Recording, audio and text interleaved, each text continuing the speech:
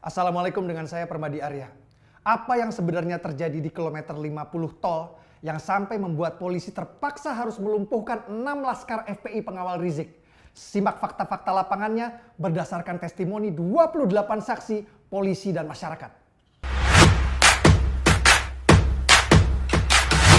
Semua berawal dari penghadangan yang dilakukan laskar FPI saat polisi mengantar surat panggilan kedua untuk Rizik. Penolakan surat panggilan ini membuat polisi mencium adanya itikat tidak baik dari Rizik dan laskar FPI-nya.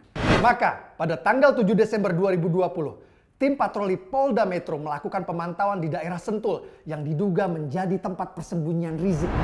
Benar saja, jam 11 malam bergerak 10 kendaraan keluar dari daerah Sentul.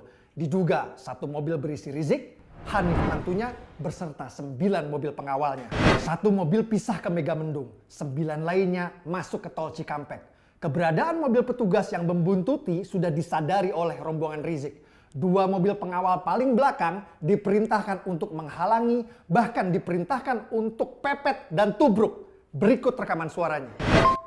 Pokoknya bagaimana caranya kendaraan untuk pengawal belakang itu menghambat laju kendaraan yang menguntit. Halangi terus, pepet, jangan sampai dia bisa ngikutin kita. Ada Avanza hitam tubruk aja. Yang tadi, plat nomor yang tadi.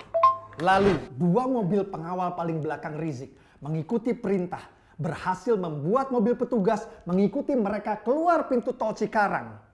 Berikut rekaman suara dari 2 mobil pengawal yang akan menyikat petugas yang membuntutinya. Oh, ini teruangnya ke Bang Aang bilang kita jajak butuh ke Kerawang aja yuk. Mohon Pangda instruksi. Kalau emang sikat, tadi sikat, bilang Pangda ya. Begitu keluar tol, salah satu pengawal Rizik menabrak mobil petugas di sebelah kanan depan, lalu melarikan diri. Mobil pengawal Rizik yang kedua berhenti di jalan untuk menghadang mobil petugas. Saat mobil petugas berhenti, keluar 4 laskar FPI bersenjatakan samurai, celurit dan tongkat yang mendekati mobil petugas dan mulai menyerang dan merusak mobil. Petugas yang berada di kemudi mengeluarkan pistolnya dan menembakkan ke atas sebagai peringatan sambil teriak, "Polisi!" Keempat pelaku penyerangan lari ke belakang mobil mereka. Lalu tiba-tiba terdengar 3 letusan. Rupanya 2 laskar FPI yang di dalam mobil membuka tembakan. Salah satu dari tembakan laskar FPI mengenai kaca depan mobil petugas tembus sampai peluru bersarang di jok tengah. Sementara keempat laskar FPI yang berada di luar sudah masuk ke dalam mobil dan mereka tancap gas. Mobil petugas kembali melakukan pengejaran. Saat berusaha menyalip dari sebelah kiri, petugas melihat pistol keluar dari kaca penumpang depan yang membuat petugas melepaskan tembakan. Posisi kemudian berganti ke sebelah kanan yang mana petugas kembali melepaskan tembakan. Terkena tembakan, mobil pengawal Rizik masuk ke rest area kecil kilometer 50. Dan apesnya terhalang oleh sebuah mobil yang sedang keluar dari posisi parkir sehingga memaksa mereka untuk berhenti. Mobil petugas pun tiba. Para petugas langsung turun menghunuskan senjata mengupung dari semua sisi sambil membuka pintu mobil dan memerintahkan untuk turun. 4 laskar FPI turun dan tiarap di jalan. 2 laskar ditemukan di dalam mobil telah berhasil dilumpuhkan. 1 di kursi penumpang depan, 1 di jok tengah.